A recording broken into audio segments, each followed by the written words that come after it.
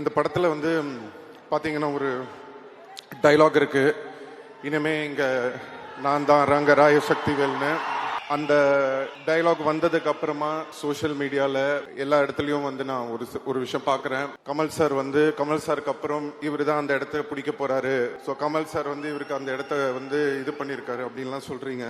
நான் வந்து ஒன்னே ஒன்னு சொல்லணும்னு ஆசைப்படுறேன். தேவர் மகன் ஒரு படம் இருக்கு. அந்த தேவர் மகன் படத்துல வந்து சிவாஜி சாரும் கமல் சாரும் நடிச்சிருப்பாங்க.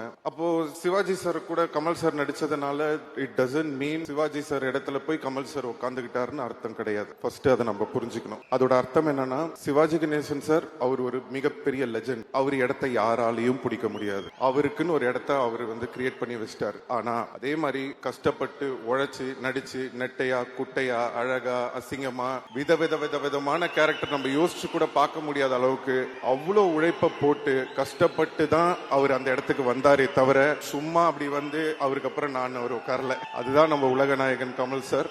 யாரோட இடமும் யாருக்கும் அப்படி ஈஸியா கிடைச்சிடாது. அதுக்காக உழைக்கணும்.